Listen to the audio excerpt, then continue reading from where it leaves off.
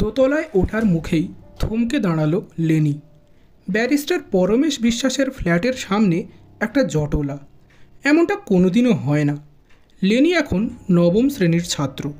School ছুটির পর coaching class সেরে ও প্রতিদিনই সন্ধ্যে 7টা নাগাদ বাড়ি ফেরে। আজও তার ব্যতিক্রম ঘটেনি। তাড়াতাড়ি সিঁড়ি টপকে ও এসে দাঁড়ালো বিশ্বাসদের ফ্ল্যাটের সামনে। সবই চেনা মুখ, সবাই এখন আবাসনের বাসিন্দা। বয়সটা লেনির কম হলে কি হবে, আবাসনের সকলের কাছেই ও খুবই প্রিয়।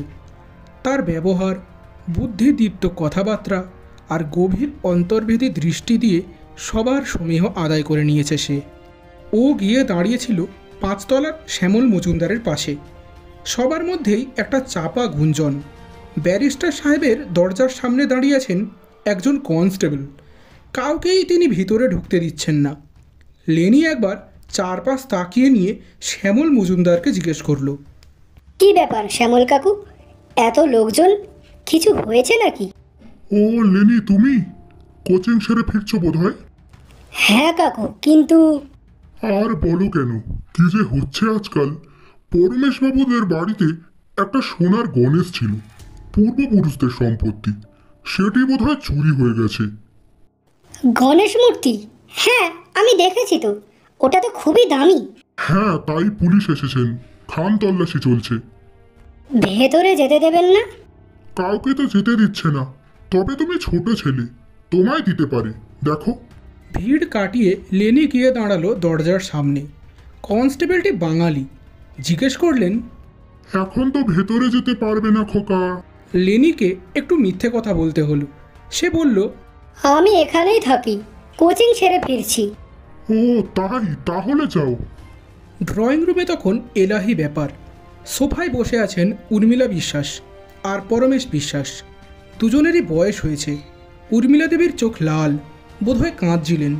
পরমেশবাবু বিষণ্ণ মুখে হেঁট মস্তকে বসে আছেন।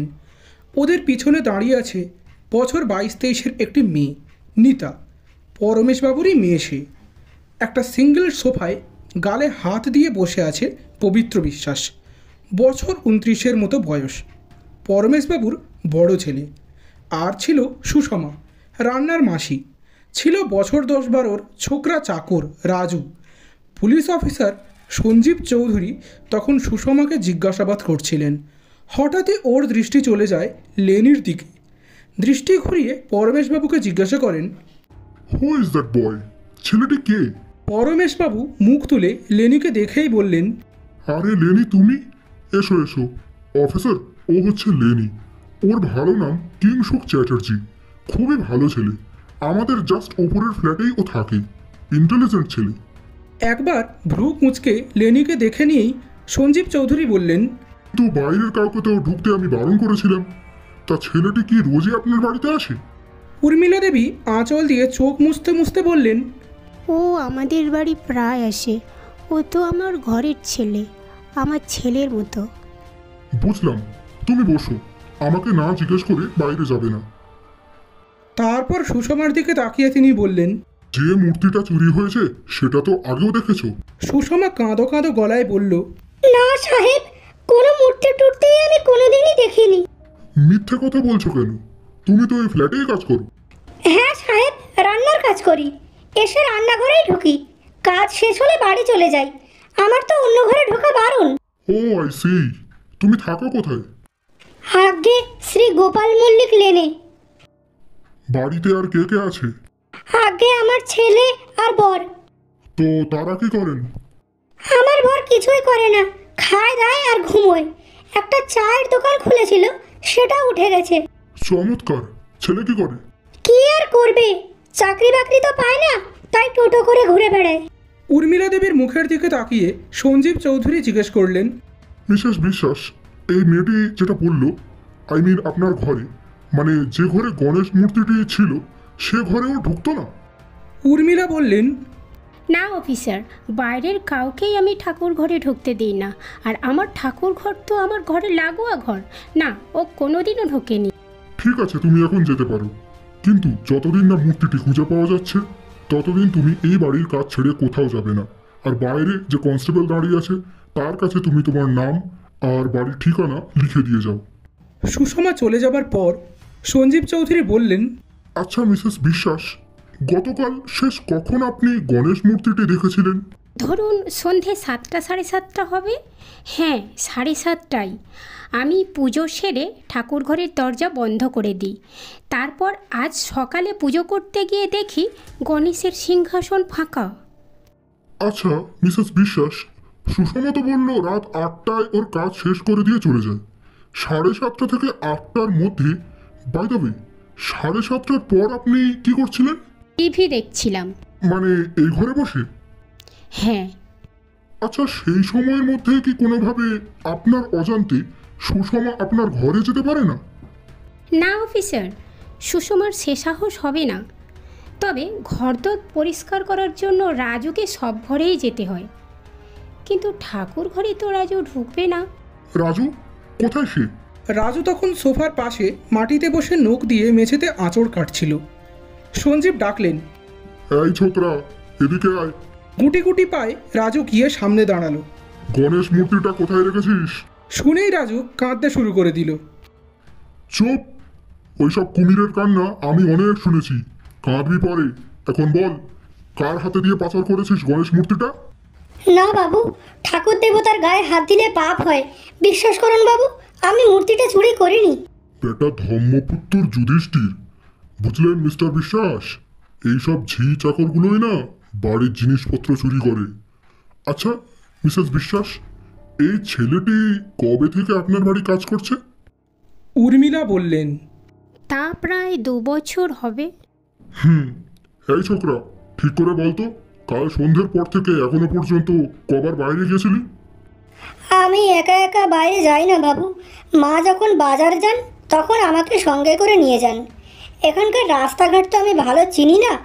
মাসে একবার করে বাবা আসে, বাবুর কাছ থেকে মাইনে নেয়। তখনই যা বাবার সঙ্গে একটু বাইরে বেরোই, একটু মিষ্টি টিষ্টি খেয়ে বাবাই আমাকে আবার এখানে পৌঁছে দিয়ে যায়। আচ্ছা, শেষ কবে তোর বাবা এসেছিল? আজ তো মাসের 2 তারিখ, আজই এসেছিল। বাবুর কাছ থেকে মাইনা নিয়ে চলে গেছে। তো তুই বেরোসনি? হ্যাঁ, বেরিয়েছিলাম, কিন্তু আধ ঘন্টার মতো। ভ্রু নাচিয়ে চৌধুরী সাহেব বললেন, ইন্টারেস্টিং। আজই তোর বাবা এলো আর আজই মূর্তি গায়েব। Suspected both of them, that Sushma and you. আচ্ছা, এখানে যে কজন আছেন তারা ছাড়া বাইরে আর কেউ আছেন নাকি? হ্যাঁ, দিল্লি থেকে আমার ভাইপো কলকাতা এসেছে, এখানেই আছে। একদিন পবিত্র আর নিরুপম এক ঘরেই শোয়। তা তিনি এখন কোথায়? কলকাতায় ওর কিছু ব্যবসাগত কাজ আছে, সেই সব নিয়েই ব্যস্ত। আচ্ছা, উনি কখন বেরিয়েছেন? ভোরবেলাতেই। আচ্ছা, তখন কি জানতে পেরেছিলেন আপনার ঘর থেকে মূর্তি উধাও হয়ে গেছে? না, তার আগেই বেরিয়ে গেছে। সুষমা তখনও আসেনি বলে আমি চা তৈরি করে দিই। আমরা যতক্ষণ আছি তার মধ্যে না ফিরলে, যত রাতই হোক না কেন, থানায় দেখা করতে বলবেন। লেনির ভালো লাগছিল না। একঘেয়ে সওয়াল জবাব। ও উঠে দাঁড়িয়ে অফিসারকে জিজ্ঞেস করলো, আচ্ছা স্যার, আমি কি এখন যেতে পারি? আসার সময় কি আমাকে জিজ্ঞেস করে এসেছিলে? না স্যার, এটা তো করিনি। তাহলে আপনার পারমিশন না নিয়ে যাই কি করে? লেনি দরজা পর্যন্ত এগিয়েছে। হঠাৎ সঞ্জীব চৌধুরীর গলা পাওয়া গেল। ওয়েট মাই ডিয়ার বয়, তোমাকে কটা প্রশ্ন করব। তুমি তো রোজ এই ফ্ল্যাটেই আসো? কই না তো। হ্যাঁ, তবে মাঝে মধ্যে আসি। মাসিমা আমায় খুবই ভালোবাসেন। কাল বা আজ সকালে এসেছিলে কিনা জিজ্ঞেস করছি। না স্যার। লেখাপড়া করো? কোন ক্লাস? ক্লাস 10।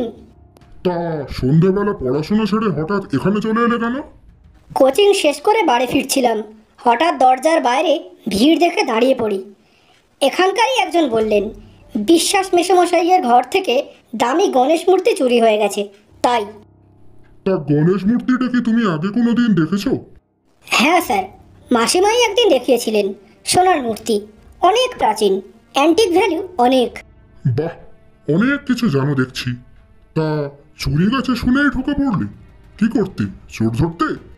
আপনি যদি চান আমি কিন্তু সেটারও চেষ্টা করতে পারি স্যার। সঞ্জীব চৌধুরী সামান্য মুখবিকৃতি করে বললেন, রিডিকিউলাস, এচড়ে পাকা ছেলে। যাও এখন নিজের ফ্ল্যাটে চলে যাও। এসব না ভেবে মন দিয়ে পড়াশোনা করো, এসবের জন্য আমরা আছি। কিছু না বলে লেনি ঘর থেকে বেরিয়ে এলো। অফিসারের হুল ফোটানো কথায় ওর গা জ্বলে যাচ্ছিল, কিন্তু কিচ্ছু করার নেই। অফিসার তখন পরমেশবাবুর ছেলে পবিত্রকে জিজ্ঞাসাবাদ করছিলেন।